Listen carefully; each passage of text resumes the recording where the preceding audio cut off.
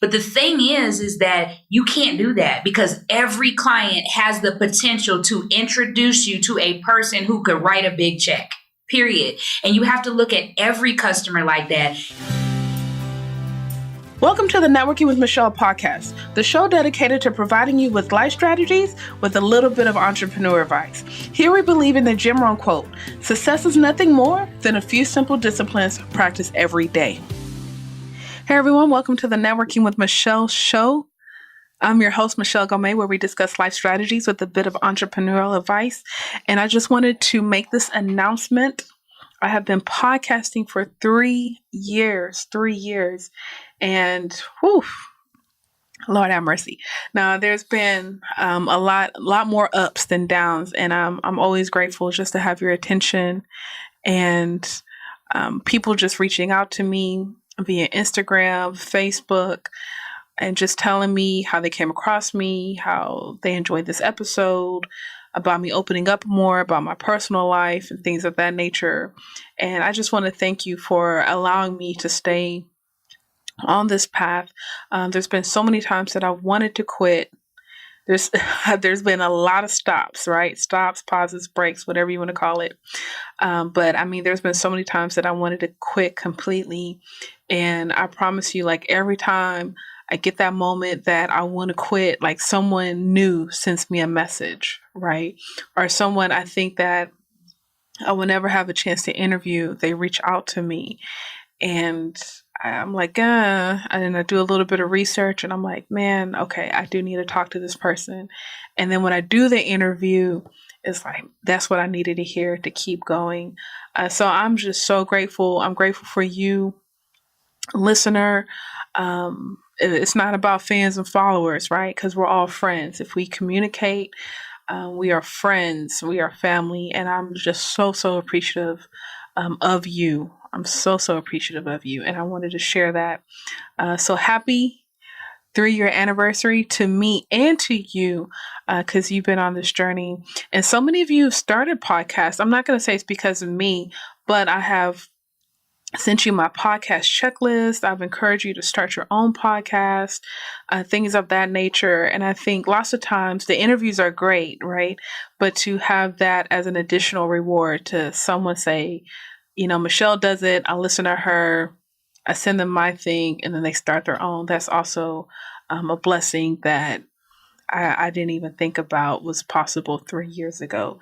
So kudos to you as well.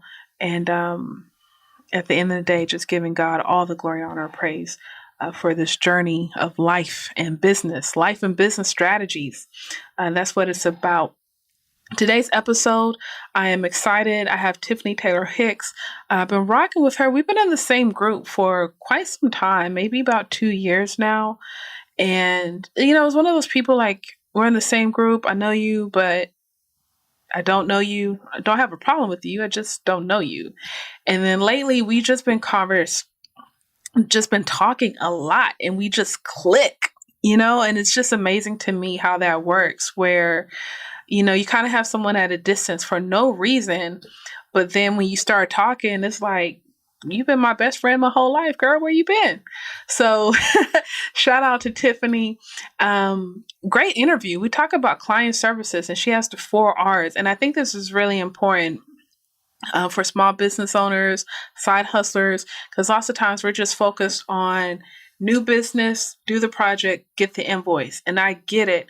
And we miss out on those small details in between of really creating a memorable customer experience.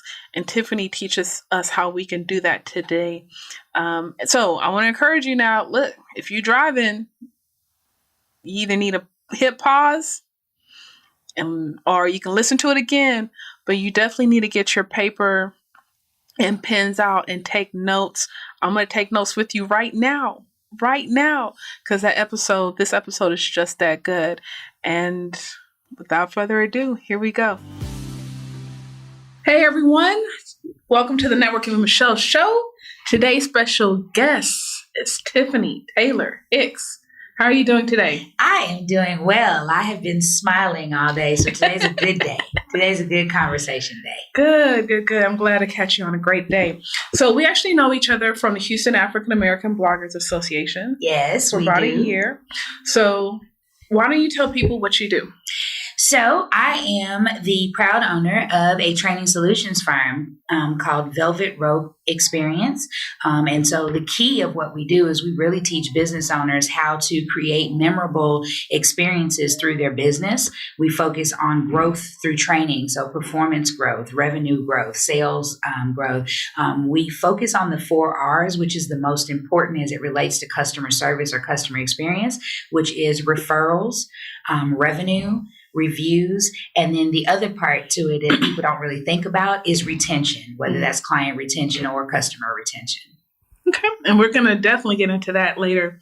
What about your career background, some of the moves you made before you started your own business? Well, I am proud to say that I am a training expert because there's a lot of people that can't say that is actually their expertise, but that is definitely mine. So I have 15 years experience with 2 major Fortune 500 companies.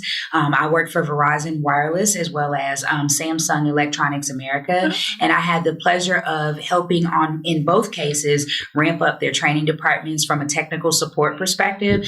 And so that's where Verizon is where I really got my customer service experience and my ability to navigate through what looks like a good experience and what training a good experience is like. And then Samsung really allowed me to sit down and learn what do people need as it relates to marketing and sales and training, and then be able to give it to them in a narrative or in a tone that, 1, they can receive it in small pieces, but then 2, they can be very confident in the information that they receive so that they can move forward and help others in the business. So I'm excited about the expertise and the past that I have because it brings so much to where I am now. I tell people all the time, I have more education than one person probably should have because I am a lifelong learner and I love school. So I do have a bachelor's degree in management. I have a master's degree in I can't help but giggle. Okay, so it's an MSM. It is a master's in science and management. And we may share with you guys later why we're laughing about that. And then I also am about to receive my MCD, which is my master's in community development. And that's because I do a lot of work with nonprofits. And we could chat about that as we go along. Okay. Do you feel new business owners kind of lack the customer service because so much of it is like relationships? I don't want to say the hookup, but it's kind of like very nonchalant. Like, all right, I got you whatever you need. Yes. You are so right. And I think this is the reason why we kind of suffer in that way. It depends on how you enter entrepreneurship, right? So many of us enter entrepreneurship by force because we've either been laid off or we have aged out of a corporate world that doesn't want to pay us what we're worth. Or there's some special people out there that they know, I don't want to work for anybody. Right. I'm going to be an entrepreneur, right? But a lot of us, relationships, we've not mastered that. We've not mastered our relationships at home. We've not mastered our love interest relationships. And then even at work, what happens is that you're at work, you work together because you have to.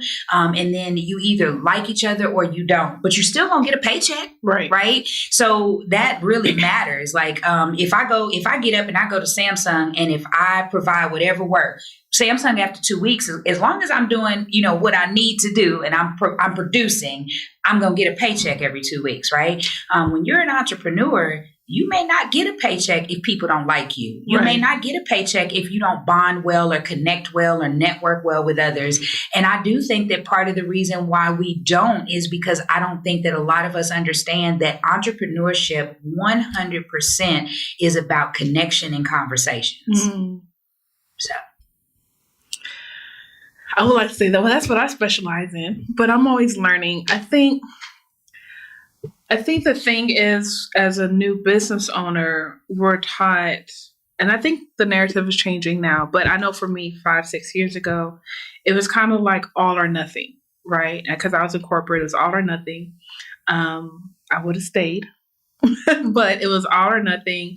I have 6 months of savings, money's piled up and all that kind of stuff and get clients. Right. And now I'm kind of realizing that one of the reasons why I would have stayed in corporate America a little bit longer is not because of the money and all that kind of stuff, but I would have spent more time putting operations, training manuals, procedures in place before I even left, or maybe I would have hired an assistant before I left corporate. So can you kind of speak to like what is the expectation we need to set for ourselves? What are some of the, like, how do we even start a training manual? Because we're I'm not a designer, but I'm sure there's a graphic designer out there and they're like, well, I know how to design. I want someone to pay me to design logos. Right. And that's important. And it's just, I know how to do marketing. I want someone to pay me for social media. And like, that's all we see. Right. And we don't plan it. So that's okay. So let's start here. The very first thing you want to do is you really want to know from a training perspective and from a customer service perspective, who is your audience? Like, who are you in front of? All right, like, who do you want to shop with you? Who do you want to work with you? Like, work with you and work for you. You have to know that. And that means that you have to start by asking questions. You have to talk to those people. Get out there and find out what are their problems? What do they need? And then ask yourself, do I align with that problem? And do I offer a solution that is valuable to these people? So once you have established that, right, sit down and write as much as you can, as much as you know about it. Even if you don't write it, I tell people sometimes people are hindered when I say write. Get a talk to text application and just sit and have a conversation with yourself about what you know in the area of solving that problem for people. That's where you want to start. First thing is get everything that you have out, and then take those things, those bullet points, and apply them to what you have found out your customers need. Apply them to what you have found out that your employees need, right? And then you can start actually writing that manual, because now what you're doing is you're writing with purpose and you're writing towards the things that people actually need and will actually read. I do want to tell people, if you're currently in corporate and you are considering leaving because you just have this passion, like some in you are saying, I gotta be an entrepreneur. I'm tired of corporate America. Collect as much information as you can. I am not saying steal. I'm not saying pilfer.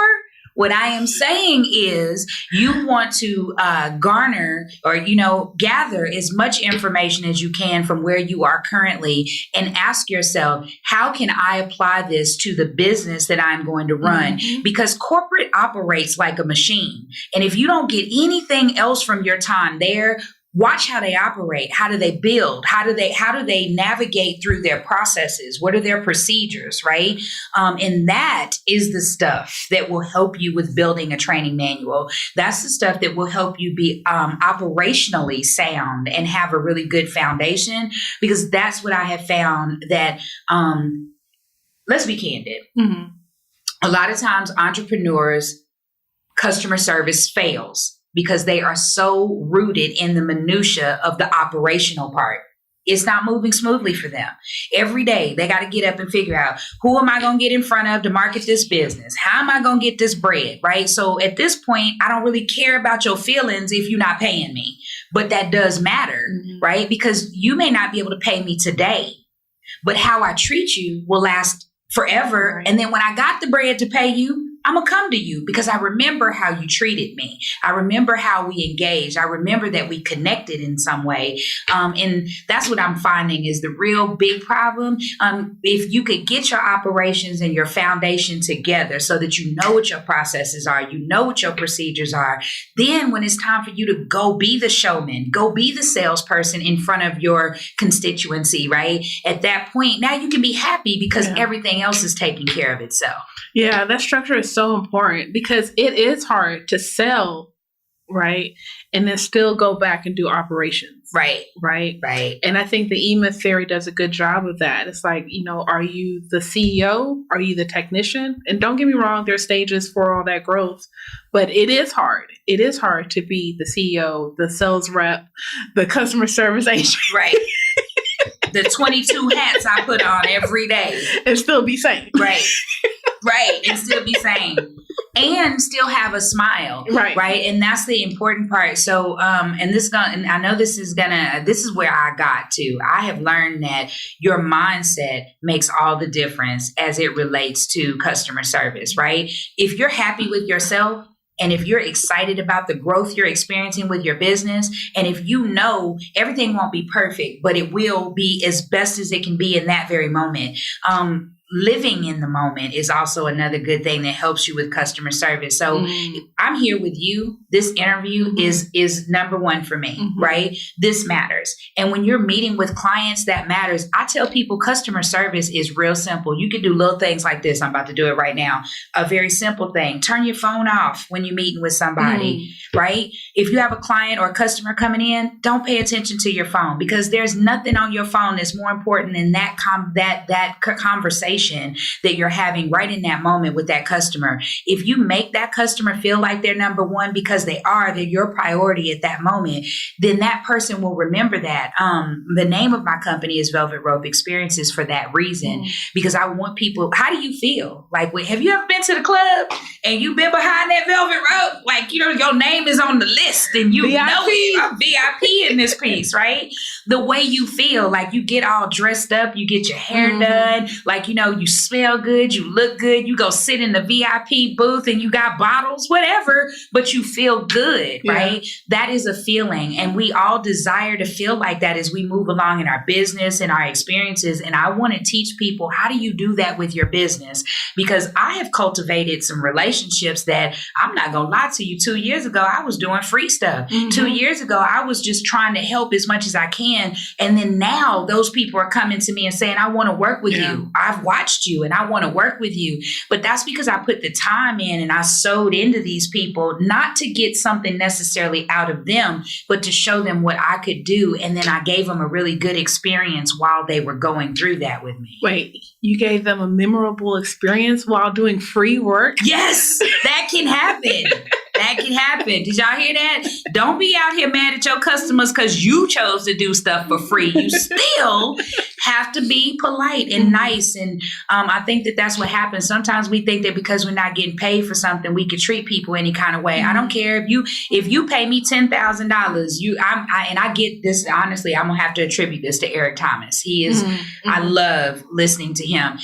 But it doesn't matter if you give me $10,000 or if you give me $10. I'm going to give you the exact same experience, because if I chose to do it, it's because I wanted to do it. Right. And I think that some of us need to learn that you cannot have excellent customer experiences if all you're doing is focusing on the money, because there will be problems. I mean, you can't control people. You don't know what they're going to want, but you can problem solve, right? And I tell people, stop. The best way to deal with I want to share this, how to deal with customers that are difficult, because I'm noticing that in our community, that's the problem. Because when customers are agreeable and giving you what you need and doing exactly what you want them to do, no problems. The problem comes in when they are difficult. And what I tell people is, from a customer service or customer experience perspective, you have to set the expectations. That's where your operational piece is so important.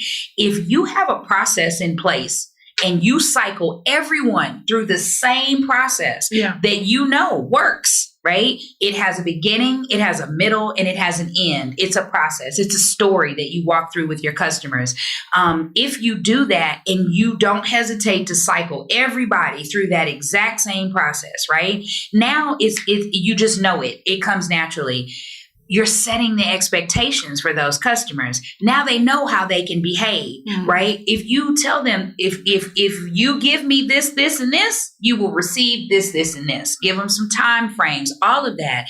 And then also, when you have conversations with your customers that are being difficult, it's okay to share that with them. It's okay to go back and say, hey, remember when we sat down and we had a discussion and we said this? And we would deliver this. Well, this is where we are. Tell me how you'd like to proceed differently, because this might be a new discussion that we need to have. And it's okay to talk to people like that. People want direction and they want honesty. Sometimes you do got to work on that delivery though, because some of us kind of suck at delivery. No tone. no tone, no presentation, or good presentation. And that's what I tell people, because I feel like a lot of us are paying people to tell us our why, right? You should already know what your why is, right? And you may fumble on on the thesis or making it concise and all that kind of stuff. But the real value is in the how, which goes back to your process, right? So there's thousands of people doing marketing and PR and whatever your industry is. But if you have the processes mapped out and you're able to explain that on your website or in person during the discovery call or the consultation, whatever you do, like that's what's going to set you apart from the other person or whatever, however they have their stuff structured. Right. And that's just so like having that structure, having that process in place, and then being able to articulate that process is so important to your business. I think that the interesting thing is most people don't know their why. You could ask them, and they really don't know it. And it's kind of interesting that I knew my why before I started my business. Because it was always this nagging thing in me, right? That you need to do this. Like, Tiffany, you need to start a training solutions firm because there's so many different things that you could train people, not just culturally in my community, right? Because that was my first love. My second thing was teaching people how to be better trainers, because I had the opportunity to be in a situation where I had like 5 or 6 different trainers, and I was like, man, they could be better. They're not, in my mind, they weren't delivering information in a way that I felt like our participants were retaining it, right? And it was because they lacked the customer service piece, right? Because as a trainer, your participants, they're your customers. And I think that a lot of people don't know why they're doing what they're doing, because so often we didn't know why we were doing what we were doing in corporate. Like, I did it for a paycheck. That was my why. That's a good point. Right? I love it. So you're in corporate America and you're not really understanding why you're doing it. Is you went to school, you had student loans you had to pay. Oop, now I got kids. I got bills I got to pay. Right? So when you come out of that, and you decide to own your own business, some of us really do it because we want this really big payday. But then you get in and you're like, oh, this bread is not coming as fast as I thought it was going to come. Now there has to be a shift. You have to sit down and really think about the why, and think about what does that look like and how do you structure it. I'd like to see more people be intentional about what they're doing in their business and why they're doing it in their business, because I get up every day for my why. Like, I know we hear this all the time. Sometimes people get tired of hearing it, but I would wake up every day and train people. I would wake up every day and share what I know with people. I'd wake up every day and talk to people. It's what I like to do. So I know that my why is because I like to share information with people, because people have shared information with me, and information feels like love to me. And I can be better when I'm loved, or when I'm being encouraged, or when I'm being taught or trained. So let's go into the 4 R's. You mentioned it earlier, but break each one of them down with the specifics. All right. So so I'm a trainer, can't help myself. And I always try to break things down either into acronyms, or I try to put them into something that's memorable, right? So I said, well, how can I teach people the importance of creating memorable experiences? And I said, okay, what matters most to people in their business? So the first R is revenue. I got to hit you with that one first, right? So revenue is very important in experiences, because everything that you do is driving revenue. Right? That's the point. We in business to make money. So let's just get that out there. I had a friend who had to tell me, Tiffany, you gonna keep doing everything for free? No, at some point I'd really like to get some money. That's how I arrived at the revenue one. Yeah. So revenue is very much about, I have to have a good experience. Money's emotional. People don't want to give it to you unless they trust you. Right. And unless they feel like you know what you're doing. And so revenue is so important. So if you can't think of anything else, you have to understand that the experience must be memorable and it must be good, because it is going to get you to the money. And I'm going to take this to another level. There's no place at all that you can go where you will get money and a person is not involved. People give you money. People write checks.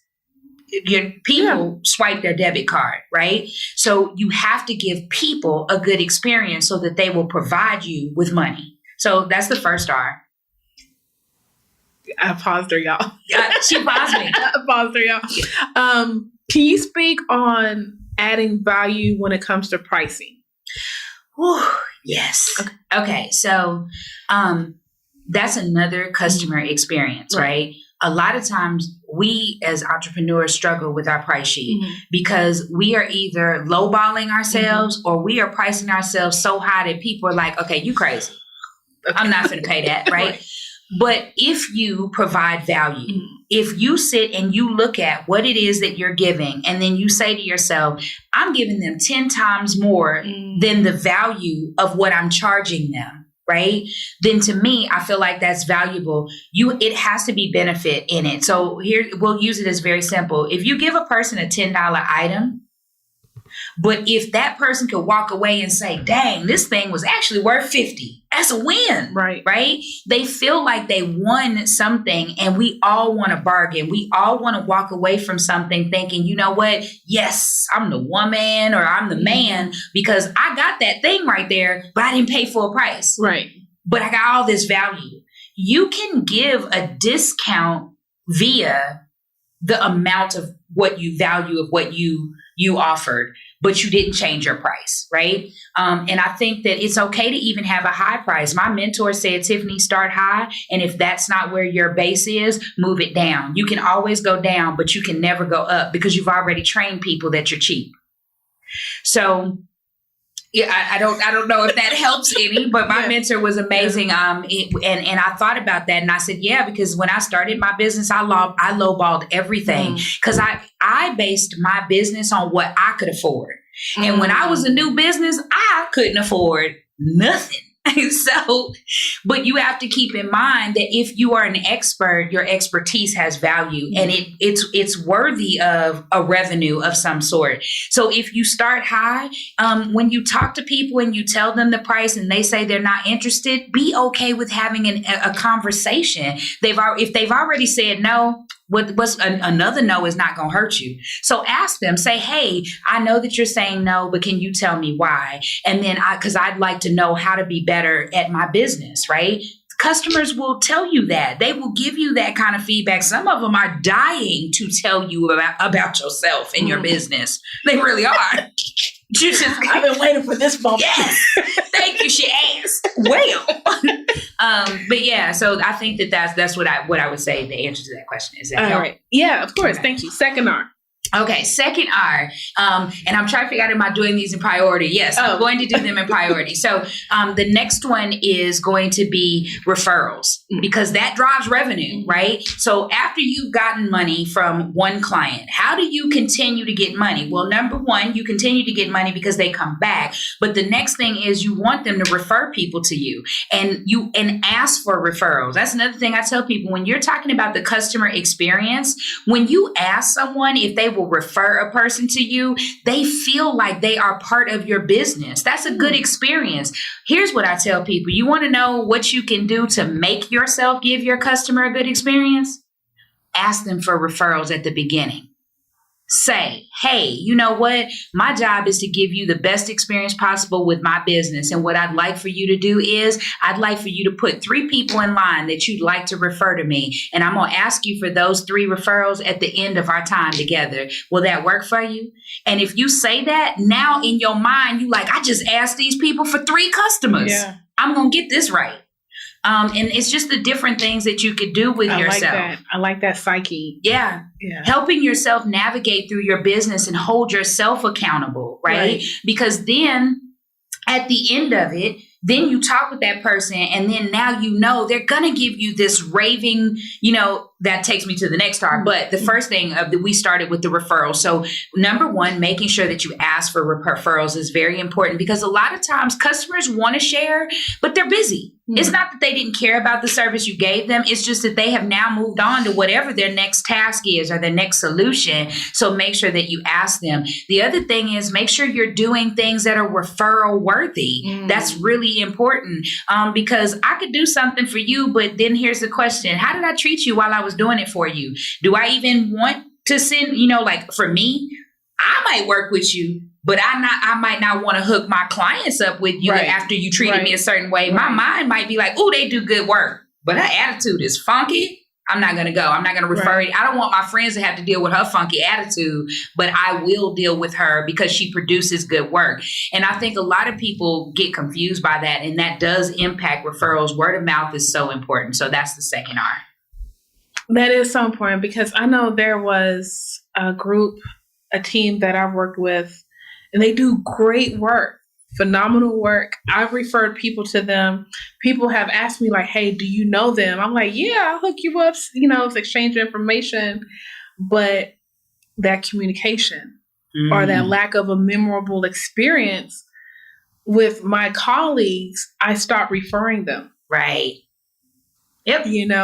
Which I know we'll get to this later. So it's kind of like they may, or just in general, you may always have new business, but then you're not going to have the referrals, let alone retain clients, which I know you'll get into later. But yes. Yeah. Okay. Yeah, that's true. I think just to go back to that really quickly, one of the things that I've noticed about the referral process is, right, sometimes people are very cognizant of treating the right, I'm doing air quotes right now, treating the right customer a certain way, right? So what we will do is we'll size people up and we'll be like, oh man, I'm going to treat her right because I know she has the potential to bring more business, right? But then you have these other people who are not, maybe that you don't value them as much as you should. But the thing is that you can't do that because every client has the potential to introduce you to a person who could write a big check,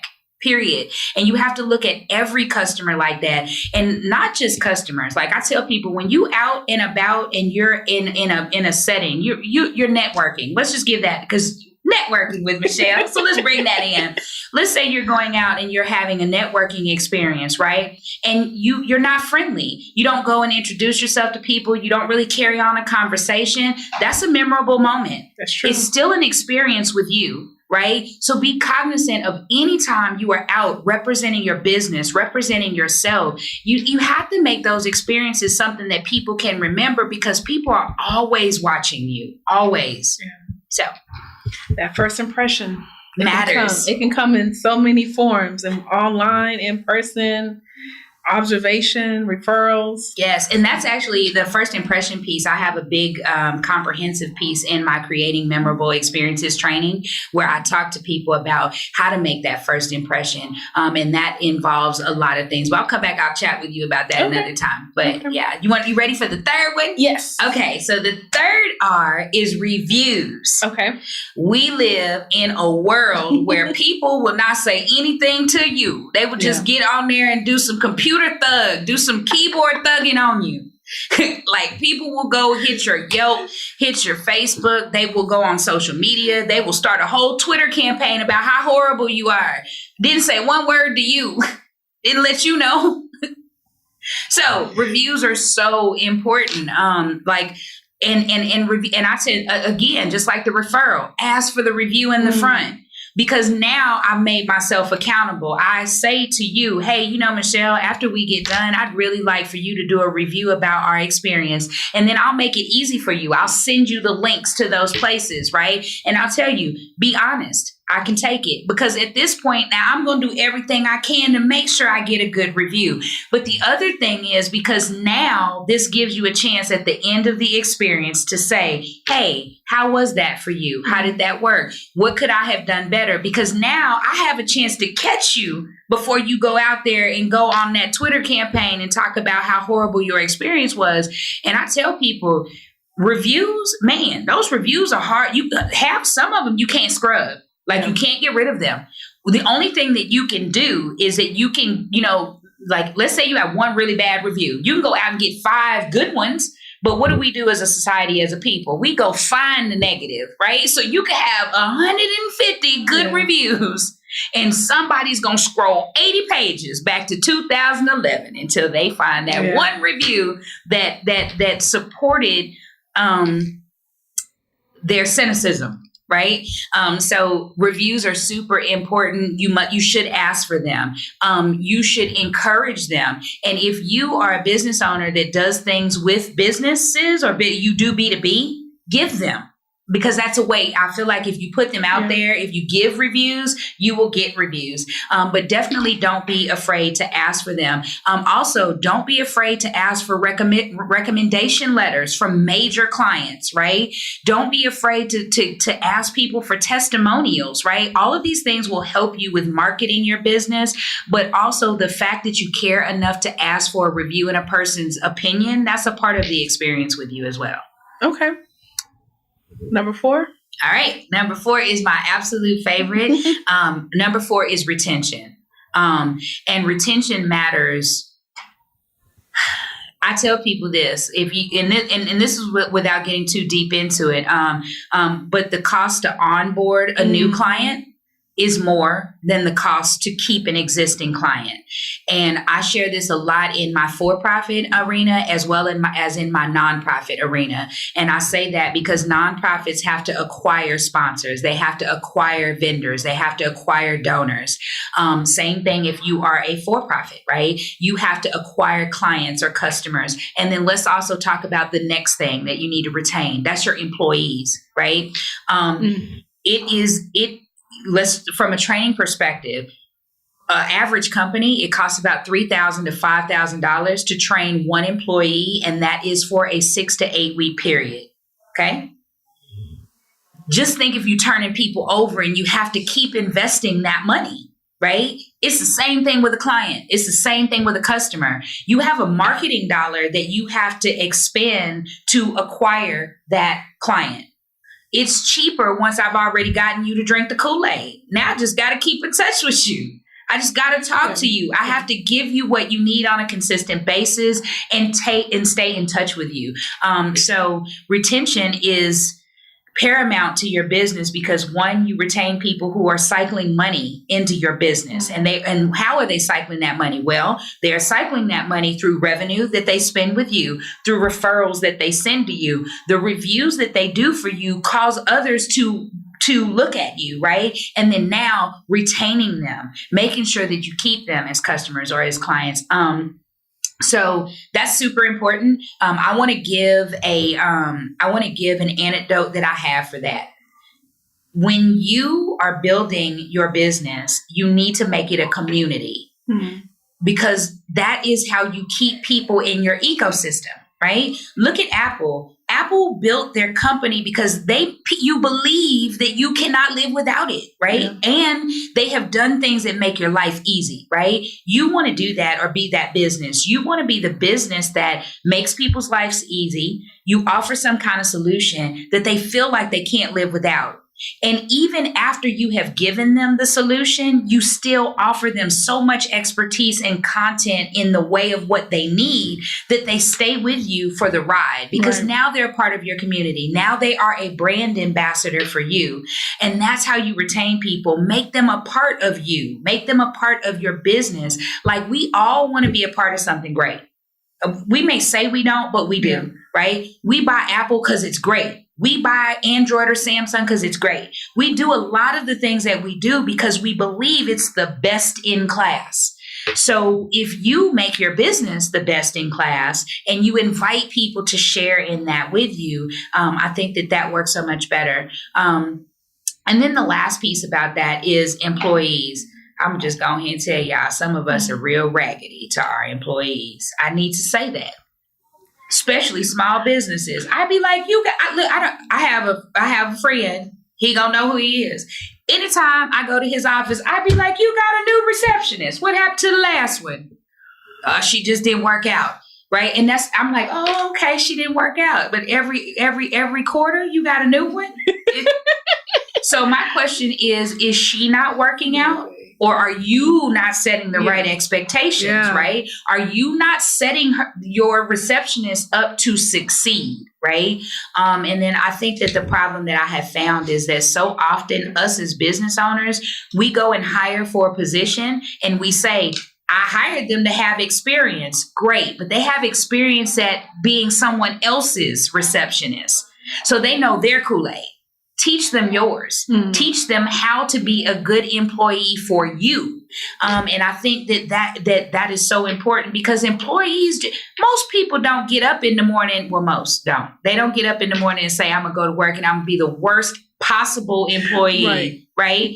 Most of them want to go and be good and do well and represent the company that they have, right? But so often the reason why people don't do it is because corporate doesn't care enough about them. They just want the work to be done, but you're not holistically catering to the employee. So, and that happens through training. So let me give that plug, right? You have to train. You have to train. You have to have processes in place, and you have to be fair.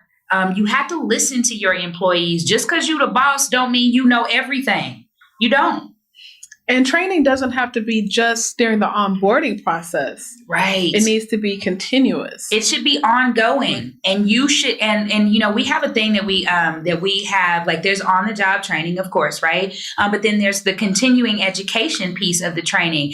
And a lot of times it doesn't have to be that you train them their exact job, their exact skill set. Try training them something they could use in their everyday life. Like send your employees to a leadership training. Yeah. Right? Send them to a team building training. Send them to a social media marketing and branding training, even if that's not what they do. That's because good. At the end of the day, they're learning how to brand a business. I tell people I have been branding myself my whole life. I've been branding my family my whole life. My focus is legacy. So if you have a business, then your focus is legacy. Start with sewing into your employees. Right? Teach them some things that they couldn't have gotten anywhere else so that when they leave their time with you, it's number one, on a good note. But number two, know that you gave them something that they could grow in their career with. That's what really matters. And that's an ongoing thing. Training can be in so many different ways. Like you could pay for them to go to a workshop. You can pay for them to do something online. You can pay for an application that teaches. There's so many things that you could do. But as business owners, you have got to incorporate training in your business because it's the only, those 4 R's are so important, but the way that you move forward in that and the way that you're consistent in that is just knowing that training is just as valuable as sales. Training is just as valuable as marketing. It is just as valuable as everything else. It's a piece of the puzzle. I love it. I love it. Earlier, you mentioned building a community around you, around your business, and being best in class. I think today there's a lot of emphasis on storytelling. Yes. But in your opinion, how can being vulnerable help you grow, whether it's your personal or your company brand? Whew. I'm going to take a deep breath on that question because I have to be vulnerable to answer this question. So storytelling is important. The most important part of storytelling is for it to have an authentic, relatable piece component. I talk a lot about us all desiring to connect. That's what, at the end of the day, I don't care who you are, what you are. There's not one person that does not desire to connect in some way to something or something. Right? So you someone or something. So let's say you don't like people. That's cool. Maybe you're a dog person. You're connecting with that dog. Okay. Does that make sense? Yeah. Okay. Let's say you don't like animals, but you love nature. You go out and you connect and commune with nature. Right? But to do that, you have to open yourself up to that, and you have to be vulnerable. You have to let that thing or person have a piece of you. Okay. And that's what storytelling should be about. Storytelling should be about telling the true story about where you were, how you felt, and how it helped you, right? So often now on social media, like, I need you to understand, you laughing because you already know. Some of these stories, I'd be like, oh, so that's all you gonna tell them, that right there, right? You gonna tell them how to make, my favorite, how to make 6 figures. But they ain't but you ain't even got 6 figures, but you won't teach me. That's the story you telling. I don't like it. Don't get me started. So just being vulnerable, you have a lot of people that'll be out here and they'll say things like, don't use a coach or don't follow or subscribe to someone's philosophy of something if they don't have a proven track record or if they're not successful. But successful is subjective, right? Because I may not have the riches that the world looks for, but I have more resources. I'm connected. I have people that love me. I go about, like, I have all of these things, right? So you have to be vulnerable enough to tell your story in a way that resonates with your audience, right? Because I want to resonate with the people. I want to train people, but I also need people to understand how training and experiences have shifted my life. So in order for me to give you that, I got to show you that. I have to show you what some of those experiences were. I have to show you that, man, this has not been a cakewalk. This has been painful, right? But I wouldn't change it for the world. I opened myself up to this, and what I got back was, I think the thing I want to share the most with entrepreneurs is for them to understand that being an entrepreneur, if you do it the right way, will teach you everything about yourself. You will know exactly who you are in this walk unless you ignore it. And then when you learn who you are, that's the story you want to tell people. Tell people how being an entrepreneur uncovered the true you. So now you know who you are, what you want, what your direction is, who your audience is, who is your tribe, and who resonates with you. Because see, everybody don't like Tiffany. Everybody don't like Velvet Rope Experience, and that's fine. But I am for some people, and I'm okay with sharing my story. And I want to reach those that my story resonates with. And that's what storytelling has to be. That's powerful. I like what you just said. I think I kind of struggle with it, right? Like, I feel like I show up as my authentic self.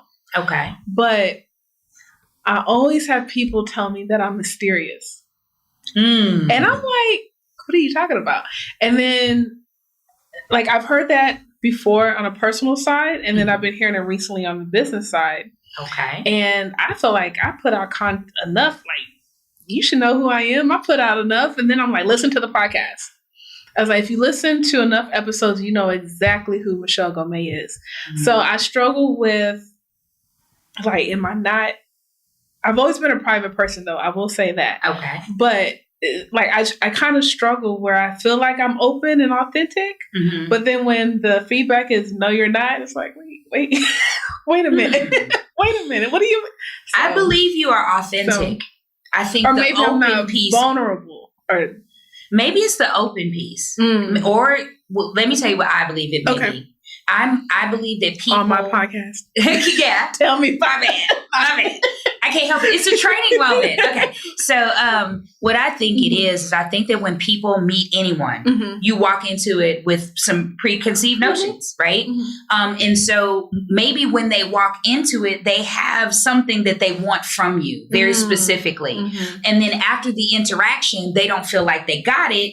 But maybe it's because they didn't tell you that. They didn't set the expectation. So maybe what you could do to be more authentic is when you walk in, you tell people, say, hey, what is it that brought you to want to work with me? Yeah. Right? Okay. So that you can uncover what it is that they are already getting from you, and then ask them, hey, what do you need? Like, does that make sense? And then that might help, because I feel like you're super authentic. Like, I had a conversation with you, but it also because we resonate in, we have some similarities in our stories and where we want to go and what we want to do. So it's easy for me to see you as your authentic self. And then my last anecdote for that would be that sometimes people can't see authenticity because they have not experienced it for themselves. Hold on now.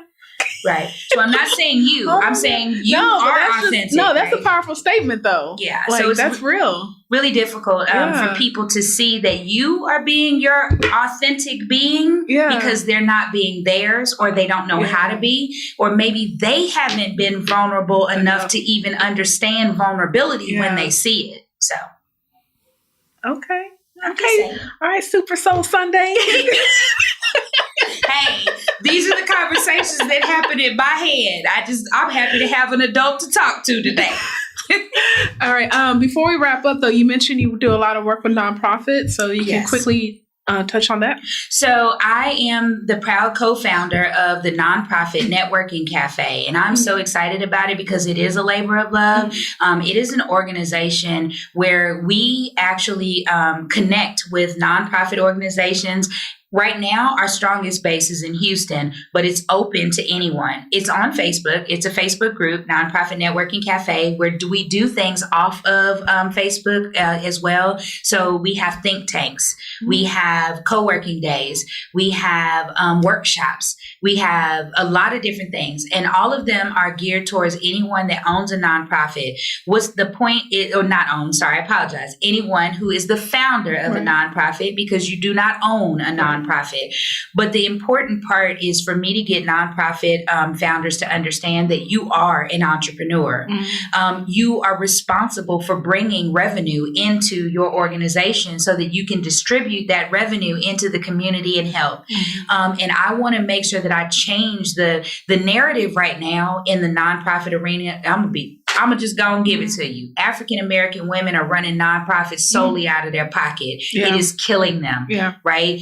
And they're not getting funded like other cultures are, but it's because of the way that they're operating their nonprofit. We've got to do better. And that's why I started the Nonprofit Networking Cafe, because a lot of times they don't have a lot of money, and a lot of times they don't have a lot of direction. And let's be realistic, when you're in a business, people hoard information they don't want to share. So I wanted to open it up to be a community for nonprofit founders that they could come and get what we can give, but then also learn best practices, right? So you can come and you could talk to this person today and she could share this nugget with you. And then you may come next month and get this nugget. Also so that we can support each other at events and, just be a community of people who are sharing information with each other to help each other grow.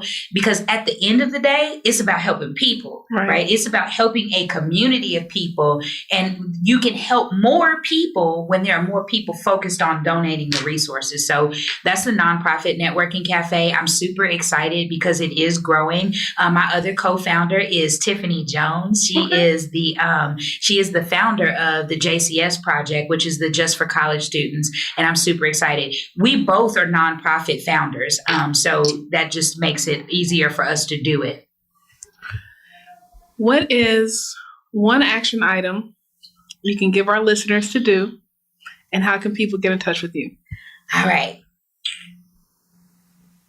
My very first action, or my action item that I'd like to give you guys as it relates to experience is sit down and actually write or dictate the entire way you want a client to feel after they have interacted with your business. What do you have from the beginning of their interaction with you all the way to the end? What do you want them to feel, and what do you want them to experience? Literally write a day in the life of my customer with networking with Michelle. You get what I'm saying? Write that down. And then when you have written it, watch your customer go through it and see if what you imagine that it is doing is actually happening. If it is not, make adjustments. That's the action item. And then the other thing, how can you guys get in touch with me? Okay, because I will give so much information, I would forget all about that. I got to get better. That's okay. So Velvet Rope Experience is the first way that you can reach me at www.velvetropeexperience.com. I am on all social media platforms. I'm on Instagram. I'm on LinkedIn. I love LinkedIn. LinkedIn is so hot right now. So I don't care what business you have, get on that. That's a nugget. And then also, if they're interested, they can also reach me at Nonprofit Networking Cafe. We're also on social media as well, and we're working on our website. So Velvet Rope Experience, which is www.velvetropeexperience.com, or they can reach me at 713-489-9608, and then follow us on social media. I would love to chat with you guys. Absolutely. Tiffany, I just want to thank you for your wealth of knowledge that you shared with us today. It's been like in this week, we just learned so much about each other. It's been awesome. So I know the best is yet to come between us. Hey, everyone, remember, I believe in you. And a personal connection leads to an influential network. So thanks for networking with Michelle.